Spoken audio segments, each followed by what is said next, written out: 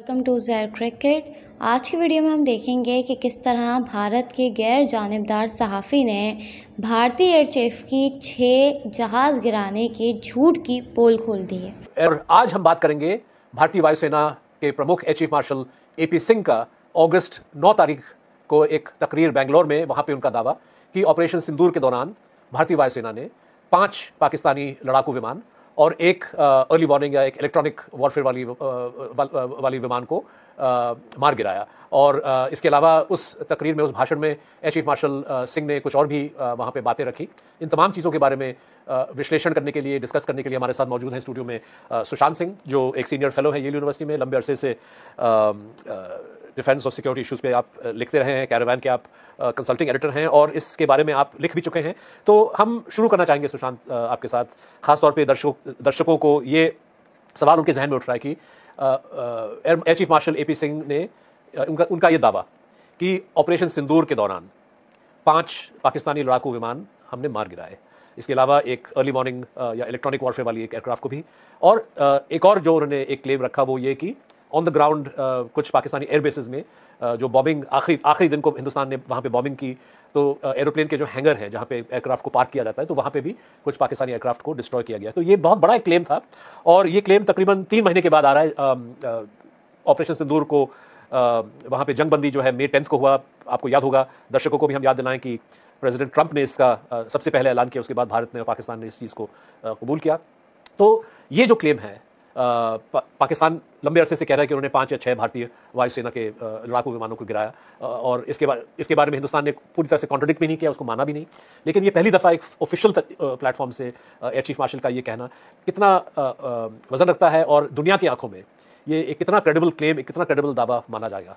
इस सिद्धांत, सबसे पहले आपका शुक्रिया मुझे बुलाने के लिए। जहाँ तक कि air chief marshal AP Singh के दावे की बात है, ये दावा बहुत ही सडनली आया और एकदम ऐसा आया, अचानक आया है, जिसकी किसी ने एक्सपेक्टेशन नहीं थी, कोई उम्मीद नहीं थी कि ये इस तरह का दावा आएगा।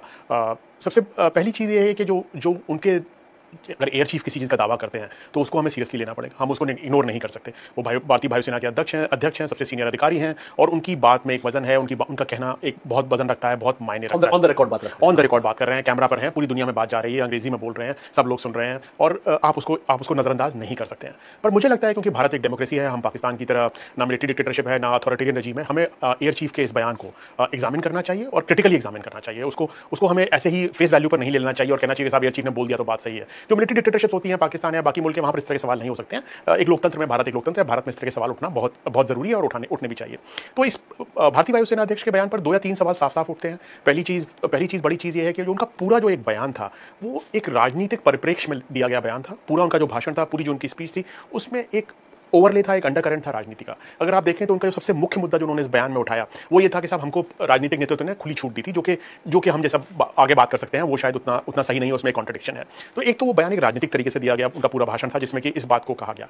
दूसरी बात यह है कि भारत ने पहली रात को 6 और 7 तारीख की रात को, 7 तारीख की सुबह कुछ हवाई जहाज खोए, जो कि CDS ने बोला है, जो कि बाकी लोगों ने भी माना है। अमेरिकी राष्ट्रपति ट्रंप ने भी कहा है कि भारत के 5 हवाई जहाज गिरे।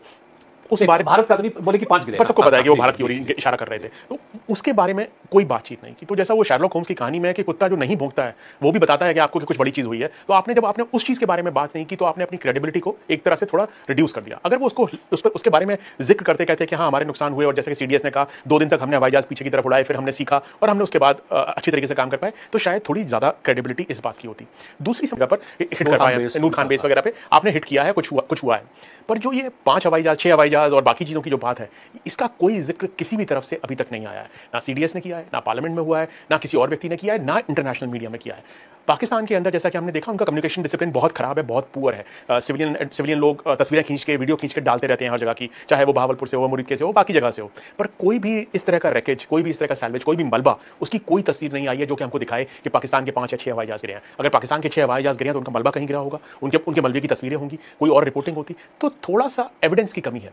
जो एयर चीफ ने जो कहा उस पर उन्होंने एविडेंस नहीं प्रोवाइड किया, प्रूफ नहीं प्रोवाइड किया, उसको उन्होंने एक लाइन में निपटा दिया। उनका एक तरह का कहना था कि साहब मैं कह रहा हूं तो आप मेरी बात मान लीजिए। उन्होंने इलेक्ट्रॉनिक सिग्नेचर्स की बात की कि जो कि जिसका कोई मतलब नहीं है, और आपने एक्सप्लेन किया कि आपने इतना समय क्यों लिया ये बताने में, और दूसरी चीज कि आपने इस बात को एक्सप्लेन ही नहीं किया कि भाई क्यों नहीं है एविडेंस हमारे पास। जैसा कि मैं आपको बताता हूं, उन्होंने 2 जगह जो एयरफोर्स ने हिट किए, तो उन्होंने दूसरी जगह के बारे में बोला कि जो हथियार वहां जा रहा था वो इतनी रेंज पे था कि हमसे कम्युनिकेशन नहीं था, तो हमारे पास सिर्फ जो सिविलियन वीडियोस हैं पाकिस्तान के वही हैं एविडेंस के तौर पे। उस तरह का कोई भी एविडेंस, कोई भी मलबे का वीडियो, कुछ भी नहीं बताया गया, तो उसकी वजह से बहुत बड़ा सवाल खड़ा हो जाता है। दूसरा सवाल आपने कहा इंटरनेशनल ऑब्जर्वर्स ने दुनिया में इसको बहुत क्लोजली ऑब्जर्व किया है। इतना बड़ा एरियल बैटल शायद ही कहीं और हुआ हो जिसमें कि एक तरफ चाइनीज हवाई जहाज, अमेरिकी हवाई जहाज, दूसरी तरफ भारतीय, रशियन हवाई जहाज, फ्रेंच हवाई जहाज हो, और इस तरह की लड़ाई को उन्होंने बहुत क्लोजली ऑब्जर्व किया है। वहां पर इस तरह की कोई भी रिपोर्टिंग, कोई भी ऑब्जर्वेशन नहीं हुई है। तीसरी बात जो मुझे समझ में आती है, जिसकी वजह से सवाल खड़े होते हैं, शक होता है इस दावे पे, वो ये है कि कुछ हवाई जहाज जो गिराए गए हैं शायद F-16 होंगे, ऐसा माना जाता है। खासतौर पर जो जमीन पर गिराए उसमें तो उन्होंने मेंशन भी किया, पर ऐसा बाकी चीज़ों के बारे में भी कहा जाता है कि F-16 होंगे। F-16 हवाई जहाज जैसे आपको पता है अमेरिकी जहाज है,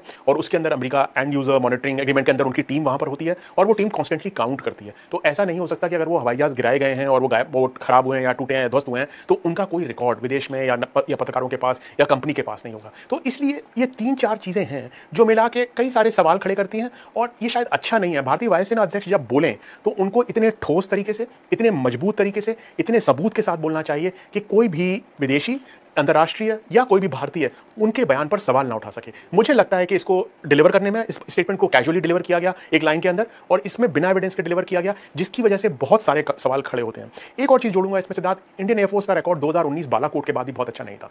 उन्होंने जिस तरह के दावे उस टाइम पर किए, और एयर चीफ ने पर्सनली नहीं किए, पर बाकी लोगों ने कि F-16 गिरा दिया और बाकी चीजें इस तरह से पोर्ट्रे की गई, उसकी वजह से क्रेडिबिलिटी एयरफोर्स की ऑलरेडी हिट हुई है। फिर आपने देखा ब्रह्मोस एक गलती से एयरफोर्स ने फायर कर दिया था पाकिस्तान के अंदर। सवाल एयरफोर्स के प्रोफेशनल, उन्होंने अपने हेलीकॉप्टर बालाकोट के दौरान अपना खुद का हेलीकॉप्टर गिरा दिया था। कई तरह के सवाल एयरफोर्स के ऊपर उठते रहे हैं, तो इसलिए और भी जरूरी था कि करंट वायुसेना अध्यक्ष बहुत सोच समझकर, बहुत ठोस तरीके से इस बात को कहते, जो कि कहने में मुझे लगता है कि चूक हो गई, और इसके अंतर्राष्ट्रीय परिणाम होंगे कि लोग सवाल पूछेंगे, और अगर ये सच नहीं हुआ तो भारतीय वायुसेना की और भारत सरकार की क्रेडिबिलिटी और कम हो जाएगी। तो मैं दो बातें उठाना चाहूंगा। सबसे पहले कि सही थी, क्या 3 महीने काफी नहीं है भारत डिटेल में उसमें जा पाए कि भाई गिराए तो कितने गिराए, कैसे गिराए? ये सवाल नंबर 1 की, मतलब क्या इतना वक्त लगता है या और वक्त चाहिए, या वक्त गुजरने के बाद भी जो है हम स्पेसिफिकली इस बात को नहीं रख सकते? और दूसरा जो सवाल जो जहन में उठता है वो एयर चीफ मार्शल का जो क्लेम है, उन्होंने सिर्फ ये नहीं कहा कि हमने 5+1 गिराए, उन्होंने कहा कि S-400 को इस्तेमाल करते हुए हमने गिराए। तो ये भी एक तरह से, अगर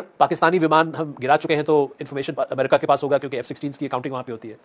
मुझे नहीं पता कि रशिया के साथ S-400 का एग्रीमेंट क्या साइन हुआ, इंड्यूस वगैरह, लेकिन अगर S-400 का इस्तेमाल किया गया तो ये बात रूस से नहीं छुपाई जाएगी, या हिंदुस्तान शायद इंटेंशनली रूस को भी नहीं मिसलीड करना चाहेगा। तो ये इस बात को आप कैसे समझते हैं कि S-400 का जिक्र जो है एयर चीफ मार्शल ने जो, मतलब ये शायद और आसान होता अगर उन्होंने कहा कि हमारे रफाल ने गिरा दिए या हमारे सुखोई ने गिरा दिए। उन्होंने ये बहुत स्पेसिफिकली कहा कि S-400 का इस्तेमाल किया गया। तो सिद्धार्थ, जो आपका पहला सवाल है कि 3 महीने का वक्त क्यों लगा, तो मैं आपको कहूंगा 14 तकरीबन सीज़फायर के 14 है सबूत इकट्ठा करने के लिए। इसका मतलब 300 किलोमीटर वाली बात जो शिशिर गुप्ता को बताई, वो भारतीय वायुसेना या भारतीय अधिकारियों, जहां से भी, प्रधानमंत्री कार्यालय, रक्षा मंत्रालय, कहीं से उनको मिली होगी। तो इसका मतलब ये दावा नया नहीं है, ये दावा पुराना है। पर उस दावे को साबित करने के लिए जो पुख्ता सबूतों की जरूरत थी, मुझे नहीं लगता कि वो भारत के पास थे। इसीलिए ना संसद में ना कहीं और ये मुद्दा उस तरीके से उठाया गया। अभी मुझे लगता है कि ये हुआ है कि भारतीय वायुसेना बहुत दबाव में है।